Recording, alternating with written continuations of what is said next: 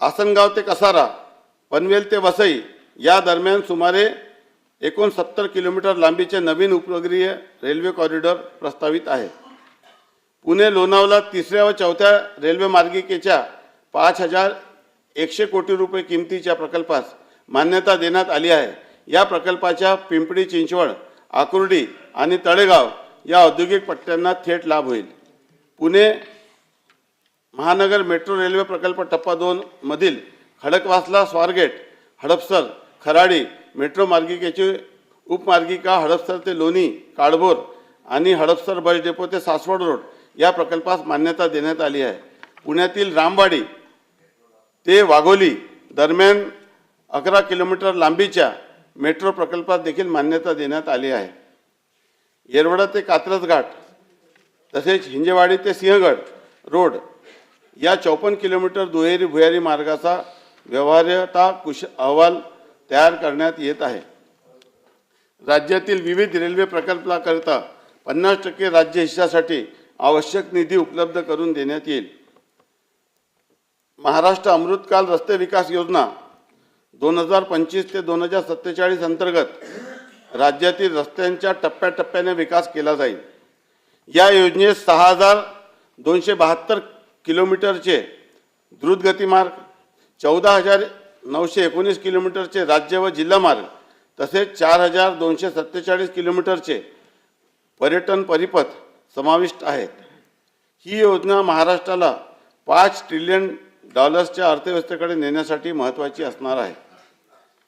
पवनार जिल्हा वर्धा ते पत्रादेवी जिल्हा सिंधुदुर्ग या शक्तीपीठ महामार्गाच्या कोल्हापूर व सिंधुदुर्ग जिल्ह्यातील सुधारित संरचनास मान्यता देण्यात आली असून भूसंपादनाची कारवाई अंतिम टप्प्यात आहे।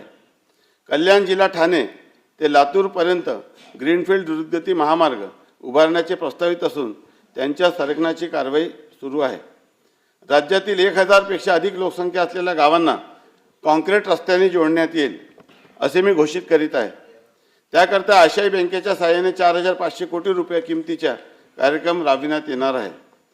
राज्यातील पूर्व विभागातील नैसर्गिक संपत्तीचे समृद्ध असलेल्या भागाच्या सर्वांगीण विकासाच्या दृष्टीने नागपूर, गोंदिया, भंडारा, गडचिरोली, नागपूर, चंद्रपूर या प्रवेश नियंत्रित शीघ्र संचार द्रुतगती महामार्गाच्या कामास मान्यता देण्यात आलेली आहे। वाळवण बंदरला देखील समृद्धी महामार्गाने जोडण्याकरता तवा ते भरवीर माल वाहतूक कॉरिडॉरच्या कामास मान्यता देण्यात आलेली आहे। पुणे ते श्रीरूर हे 53 किलोमीटर लांबीचे 7514 कोटी रुपये किमतीचे उन्नत मार्गाचे काम मंजूर करण्यात आलेले आहे। तळेगाव चाकण हा 6499 कोटी रुपये किमतीचा 25 किलोमीटर लांबीचा उन्नत मार्ग व चाकण ते शिक्रापूर या 5232 कोटी रुपये किमतीचा 28 किलोमीटर लांबीच्या रस्त्याच्या सहापदरीकरणाचे कामे हाती घेण्यात आलेली आहे। पुणे ते छत्रपती संभाजीनगर जलद व सुलभ प्रवासासाठी ऐकून घ्या, शिरूर ते छत्रपती संभाजीनगर या 192 किलोमीटर लांबीच्या 14886 कोटी रुपये किमतीच्या ग्रीनफील्ड महामार्गाचे प्रकल्प अहवाल तयार करण्यात येत आहे।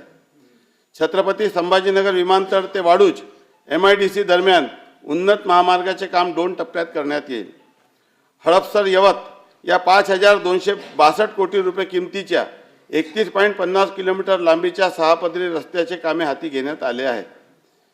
नवी मुंबई आंतरराष्ट्रीय विमानतळावरून देशांतर्गत विमानसेवा 25 डिसेंबर 2025 पासून सुरू झालेली आहे।